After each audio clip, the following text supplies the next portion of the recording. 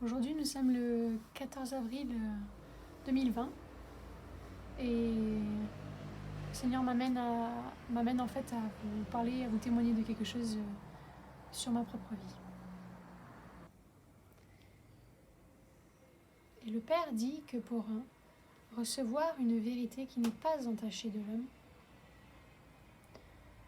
d'aller le voir, d'aller lui demander à lui, d'aller le prier au nom de Yahushua ou au nom de Jésus-Christ. Son nom c'est Yahushua Massiach. C'est Yahushua son nom. Yeshua, Yahushua, Yahushua, Yeshua, c'est son nom. Le Père dit de demander au Père. Pourquoi ? Parce que nous sommes dans un temps où les églises sont en train d'exploser. Pourquoi ? Parce que c'est Dieu qui vient les fracasser. Apocalypse, vous prenez toute la première partie d'Apocalypse, le Seigneur parle des églises, et dans chacune d'elles, sauf pour la Philadelphie, dans chacune d'elles, le Seigneur s'en occupe. Dans sa justice, dans ce ravage, dans sa justice, pour ceux qui ont, selon leur cœur, œuvré pour l'Éternel, mais que l'Éternel n'a pas connu. Je répète encore une fois, le Père vient dans ses églises pour ceux qui, selon leur cœur, ont servi l'Éternel, ont cru servir l'Éternel, mais que Dieu n'a pas connu. C'est là.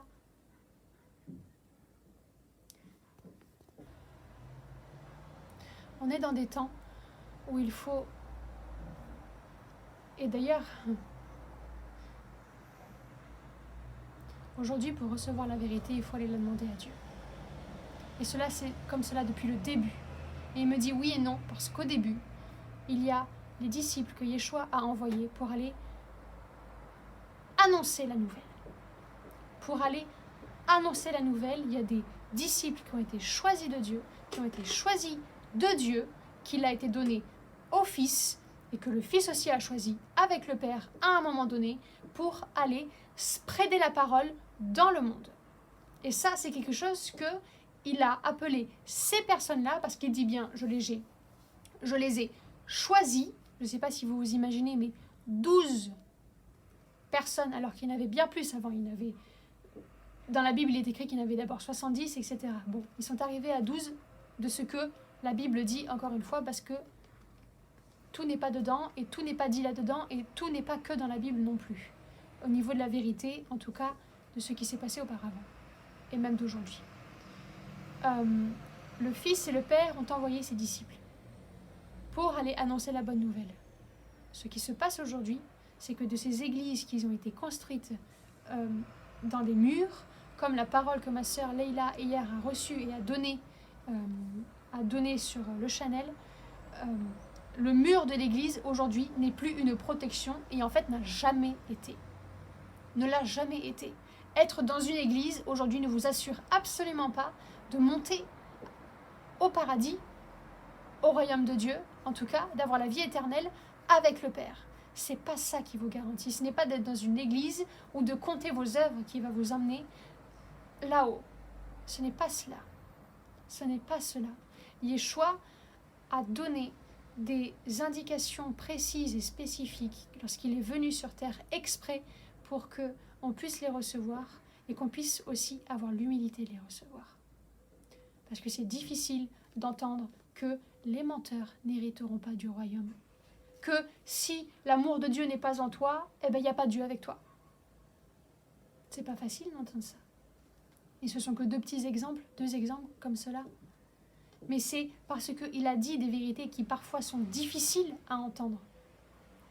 Comme lorsque le Saint-Esprit dit que la parole de l'Esprit est une épée à double tranchant. Une épée à double tranchant. Une épée, qu'est-ce que ça fait ? Ça tranche, ça coupe, ça tranche. Mais il me dit, ça décapite. L'Esprit de Dieu me dit. Et vous imaginez à double tranchant. Combien la douleur d'un coup d'épée peut faire sur la vie de quelqu'un, sur le corps de quelqu'un, spirituellement. Comment la douleur, ça veut dire quoi ? Ça veut dire que parfois, lorsqu'on reçoit des paroles en esprit, c'est douloureux. C'est douloureux. Pourquoi? Parce que ça vient arracher quelque chose dans notre chair, ça vient arracher un principe, ça vient arracher des habitudes, ça vient arracher une croyance fondamentale, culturelle de ce que nous avons pu recevoir de notre famille, de ce que nous avons pu recevoir auparavant, des ancêtres, le Saint-Esprit me dit, de ces croyances, de ces fausses religions, de toutes ces choses qui sont en nous, qui sont ancrées, des habitudes de penser, des habitudes de juger, des habitudes de regarder son frère ou sa sœur d'une manière hautaine, une habitude de se culpabiliser, une habitude de se dévaloriser, une habitude de se placer au-dessus des autres, une habitude de pas faire attention à son prochain, une habitude de passer dans la rue et de ne pas regarder ceux qui sont dans le besoin, une habitude de fermer les oreilles lorsqu'on entend une femme, un homme ou un enfant crier à la détresse et qu'on ne fait rien. Ce sont devenus des habitudes. Des choses, une habitude, c'est quelque chose que nous avons accepté à un moment donné dans notre cœur. Et lorsque la parole de l'esprit à double tranchant vient trancher ce qui doit être retranché, c'est douloureux. C'est douloureux. Mais c'est bon. Parce que ce qu'il vient arracher, le Saint-Esprit, qu'est-ce qu'il vient faire, le Seigneur? Il vient replanter. Il vient replanter une bonne graine. Et dans ces moments de témoignage où nous vivons des temps, nous vivons des situations dans lesquelles Dieu, il vient arracher. Dans notre cas aujourd'hui, par exemple, c'est la crainte de manquer, Père dit. Il nous a amenés à fermer les portes des aides, à fermer les portes en quelque part, il nous a fermé les portes de ces bénédictions à travers cela, et qu'on n'a pas encore vu les autres portes de bénédiction s'ouvrir. Aujourd'hui, le Père vient dans nos cœurs façonner à ne pas le juger, à ne pas craindre que nous allons manquer, parce que lui, il sait toutes choses. Lui, il sait toutes choses. Et c'est en faisant ce genre d'épreuves qui sont tellement douloureuses, parce qu'il faut avoir de la foi, il faut avoir de l'amour, il faut avoir de la confiance en lui, il faut avoir beaucoup d'amour et beaucoup de confiance en Dieu pour ne pas avoir de filet de secours, en fait. Parce que il n'y a pas, quand on dépend uniquement de Dieu, sans faire quelque chose dans le monde pour apporter quelque chose du monde, l'autre filet, il n'y en a plus, visiblement. Visible. Il n'y a plus de salaire, il n'y a plus d'aide, il n'y a plus de Pôle emploi, il n'y a plus de ci, il n'y a plus de ça. Le filet, c'est le filet de la foi et il est spirituel. Mais il n'est pas que spirituel, parce qu'il commence par le spirituel, d'avoir la foi que lorsque Dieu dit que tu ne manqueras de rien, lorsque Dieu dit tes placards seront remplis, lorsque Dieu dit ce que tu as fait le mois dernier, eh bien ça va te rapporter parce que tu as investi là-dedans. Lorsque Dieu dit que sur quoi tu t'es engagé, cela va s'accomplir dans quelques mois. Sois patiente, je t'ai dit que ça allait s'accomplir de ce que tu as fait, que tu t'es engagé. Ça va s'accomplir dans quelques mois. Ça va s'accomplir dans quelques mois. Mais dans ce temps où tu ne vois pas l'accomplissement et que tu as la parole de Dieu, parce que quelques mois avec Dieu, ça peut être 1 mois, ça peut être 2 mois, ça peut être 3 mois, comme ça peut être 6 mois, comme ça peut être 10 ans, papa me dit. Parce que c'est Dieu, le Dieu du temps. Et que le Père, il est capable d'éprouver le cœur comme avec Job. Comme avec Job.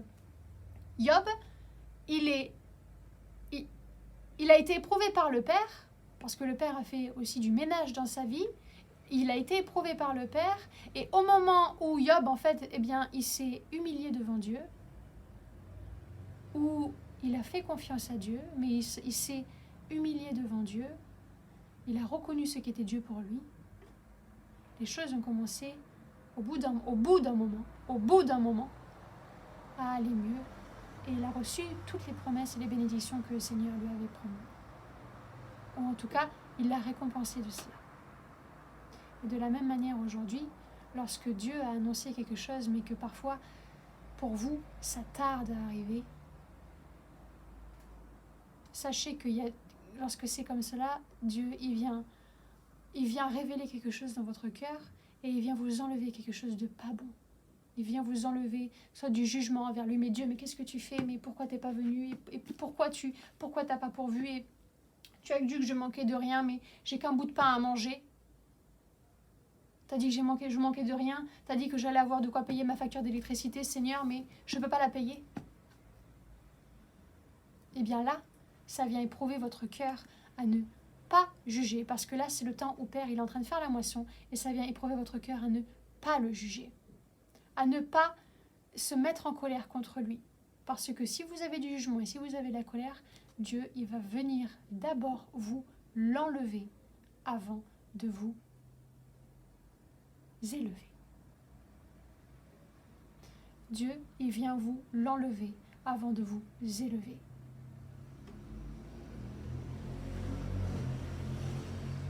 Il y a des choses que Dieu a en réserve pour vous, mais qu'il tient dans sa main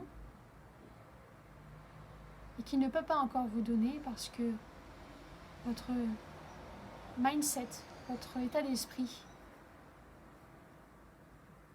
vos habitudes en feront que lorsqu'il vous donnera ces blessings ou ce qu'il a pour vous, parce que c'est pas que des bénédictions, c'est aussi d'autres choses, des dons, des talents. S'il vous les donne maintenant, vous allez les lapider. Et il ne veut pas que vous les lapidiez. Il veut que vous les fassiez fructifier avec lui. Parce que si Dieu vous donne quelque chose, lorsque Dieu vous donne quelque chose, et que si Dieu vous donne quelque chose, c'est pas pour aller le gaspiller ou le jeter dans le monde. Parce que ce qui vous est donné par Dieu, ça vient par l'esprit. C'est-à-dire que le Seigneur, quand il a créé la terre, il a d'abord parlé. Et après qu'il l'ait parlé, ça s'est accompli, ça s'est manifesté, ça s'est créé. Lorsque le Seigneur vous envoie une bénédiction ou vous envoie quelque chose en provision pour vous, c'est spirituel au début. Et ensuite, ça se manifeste. Et ces choses-là, il y a des choses que Dieu, lorsqu'il vous donne quelque chose, lorsqu'il veut vous donner quelque chose, le problème, c'est que ce qu'il vous a donné par l'esprit,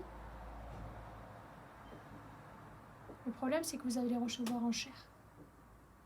Ce qui fait que là où il veut placer le blessing, là où il veut placer la bénédiction, là où il veut placer ce qu'il a pour vous en provision, en fait, il me montre qu'en fait, le pot, il est troué.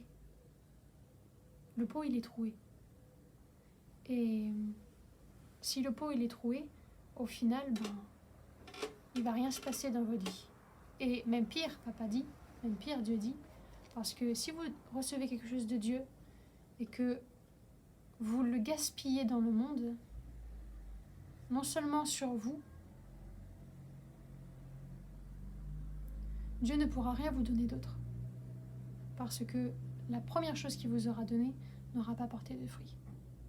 Comme cette parabole, il me montre cette parabole des talents où Yeshua donne un talent des talents, différents montants de talents à 3 personnes différentes et que celle qui a un talent n'a pas fait fructifier parce qu'elle avait peur. Ce qu'il avait reçu de l'esprit, à cause de ses préoccupations de chair, il n'en a rien fait. Et au final, qu'est-ce qui s'est passé? Yeshua l'a écarté. Yeshua lui a dit, mais non, pourquoi tu as fait ça? Pourquoi tu es un faible servant? Faible foi. Et aujourd'hui, le Seigneur nous appelle à ne pas être en faible foi, mais à être en forte foi, en dynamique de foi, et pour faire ce que Dieu nous demande et s'enfiler. Père va faire passer ses enfants par des moments difficiles, comme nous passons actuellement avec Leïla, et nous croyons que il se glorifie, qu'il va se glorifier et qu'il se glorifie parce que le Seigneur n'est pas un menteur et que s'il fait ça, il a ses raisons et que je ne vais pas non plus tout vous raconter comme cela. Et pourquoi il fait ça? Parce que nous sommes dans les temps de Dieu, nous sommes dans les temps de la gloire de Dieu, nous sommes dans les temps où le Seigneur, il vient établir son royaume sur terre et il a besoin de de ses enfants qui s'abandonnent à lui entièrement. Il a besoin que ses enfants s'abandonnent à lui entièrement. Et on s'abandonne à Dieu entièrement, il me dit, en perdant le contrôle. Je peux dire, il a besoin ou il veut? Qui me retire ce que tu dis à l'église. D'accord, mon amour. Non, parce que j'ai mes préoccupations. D'accord, je reçois, mon amour. Je reçois. Tu as remis en film? J'ai pas coupé. Ah, d'accord. Ah, super.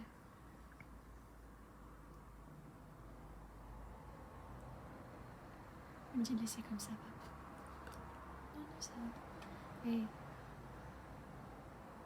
il a besoin de ses enfants, que ses enfants soient abandonnés à lui. En perdant le contrôle, vous laissez plus la place au monde d'interagir dans votre vie, mais à Dieu, de lui laisser prendre absolument toute la place, de venir comme un torrent, venir prendre votre vie et de la glorifier. Mais si par crainte, lorsque Dieu vous dit quelque chose, si par crainte vous refusez de le faire, comme j'ai nombreuses fois entendu des personnes qui ne voulaient pas faire les choses par crainte ou par manque de confort ou par tout un tas de raisons, à ce moment-là, vous empêchez Dieu de venir vous glorifier, parce que si vous servez Dieu et que vous êtes en permanence dans votre confort, il y a quelque chose qui ne fonctionne pas. Parce que ça voudrait dire que votre vie de chair que vous avez connue, ça voudrait dire que avec Dieu, c'est la même chose. Sauf que vous avez un nom et que vous faites, vous posez les mains, vous chantez, quelque chose que vous ne faisiez pas avant. Mais au niveau de votre état, vous êtes les mêmes. Et le problème, c'est que lorsqu'on reçoit Dieu, c'est pas le problème, c'est qu'en vérité, lorsqu'on reçoit Dieu, lorsqu'on est avec Christ, cette partie du monde, la partie de chair, elle doit disparaître. Elle doit mourir. Comme il dit, tu dois renaître. Tu dois renaître. Et pour renaître, il faut mourir. Pour renaître, il faut mourir. Et on meurt spirituellement par le fait de chasser de nos pensées les choses du monde et de chasser nos préoccupations pour pouvoir laisser Dieu faire ce qu'il a à faire. Et souvent, la crainte empêche les gens de laisser faire Dieu, empêche Dieu de faire ce qu'il a à faire dans la vie. Et donc, voilà, pour partager un petit peu ce témoignage, que lorsque Dieu vous amène aujourd'hui dans ces temps à faire des choix, je vous le dis, au nom de Yehoshua HaMashiach, choisissez Dieu. Si vous êtes amené, si Dieu vous amène à faire des choix, choisissez Dieu, parce que c'est lui qui viendra se glorifier, c'est lui qui viendra vous élever, c'est lui qui viendra vous aider, vous justifier. Parce que oui, nous le sommes déjà par Christ, mais il y a aussi la manifestation de la gloire de Dieu. Et c'est un autre process, c'est un process qui est encore plus majestueux, parce qu'il vient compléter l'œuvre de son Fils. Et que aujourd'hui, le Père vient éprouver le cœur de ses enfants en triant. Tu es dans cette situation, qu'est-ce que tu choisis? Est-ce que tu choisis d'aller travailler? Est-ce que tu choisis d'aller travailler, de refuser de fermer ses portes et de continuer de percevoir ces aides alors que ce n'est plus ma volonté que tu perçois ces aides, ce n'est plus ma volonté, mon fils, ma fille, que tu occupes ce poste. Et ça fait des mois et des mois que je te le dis, ma fille ou mon fils, ce n'est plus ma volonté que tu occupes ce poste, je t'ai mis dans le cœur de faire autre chose, je t'ai mis dans le cœur, mais tu te préoccupes. Le Saint-Esprit dit, tu te préoccupes de comment ça va se passer, tu te préoccupes de est-ce que tu vas avoir suffisamment d'argent, tu te préoccupes de ci et de ça. Mais si tu connaissais ton Dieu, je dis bien si tu connaissais ton Dieu, tu saurais qu'il pourvoira à tes besoins.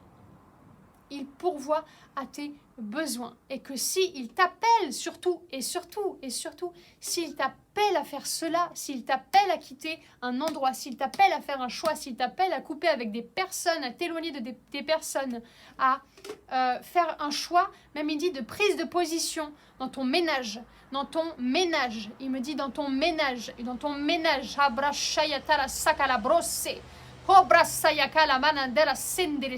lui, il peut t'en retirer de ce ménage. Oui, il peut t'en retirer de ce ménage. Il peut te mettre à l'abri ailleurs. Ne mesure pas, ne limite pas ton Dieu, il dit. Ne limite pas ton Dieu parce que toi, tu ne vois pas. Mais alléluia, c'est parce que toi, tu ne vois pas que lui, il va venir pour te faire voir ce que tu ne vois pas. Et c'est là où tu as besoin de lui, parce que dans les choses que tu ne vois pas, dans les choses que tu ne connais pas, lui vient t'apporter la révélation, il vient t'apporter la solution que tu ne vois pas. Alléluia, si tu ne vois pas, bénis Dieu que tu ne vois pas, parce qu'il va pouvoir venir te rendre la vue maintenant, au nom de Yahushua Mashiach et pour la gloire de Elohim Adonai Abba Père, il va te rendre la vue sur les choses que tu ne vois pas, afin de pouvoir te retirer de là-dedans. Parce qu'il faut que tu suives, il faut que tu prennes des décisions, il faut que tu prennes des positions, mais avec Dieu, pas en chair, ne regarde pas autour de toi ce que tu peux faire ou ne pas faire en chair, mais lorsque tu auras la révélation de Dieu dans ton cœur, tu sauras exactement ce qu'il faut faire et ça fonctionnera. Ça fonctionnera. C'est ça la révélation. Ça fonctionnera. Peu importe ce qui peut être dit, peu importe ce qui peut être entendu, ça fonctionnera parce que tu auras pris position avec ton Dieu. Tu auras fait le choix de Dieu et de ne pas regarder à la situation. La situation ne me permet pas de faire. C'est matériel. La situation ne me permet pas de faire. Mais Dieu, il est au-dessus. Il est là-haut. Il est au-dessus des situations. Il te dit ça, ma fille, je le remove. Je le remove. Tu vois ça? Il le remove d'un souffle, d'une petite pichenette, d'une tendresse. Il le remove. Mais il faut prendre position. Parce que si tu ne prends pas position, il ne peut pas venir entièrement. Il ne peut pas. En fait, c'est pas qu'il ne peut pas. Je retire, il ne peut pas. En fait, c'est toi qui te mettras en danger.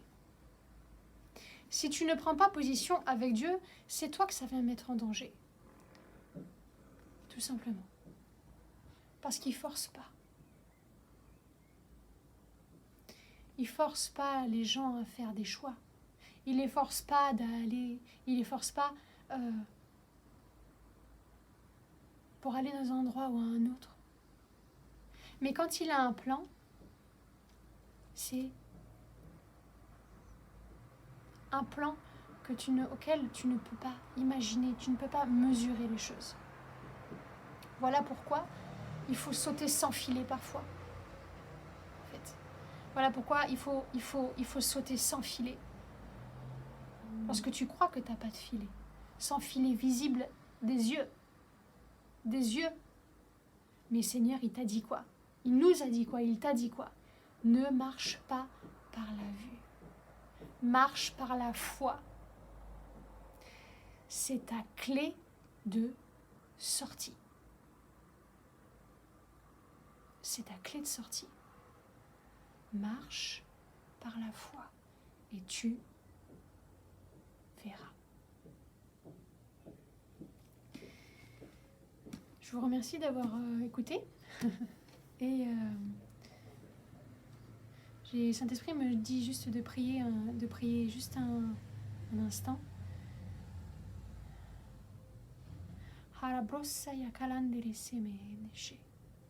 Parce que nous savons que notre Dieu est au-dessus de toutes choses.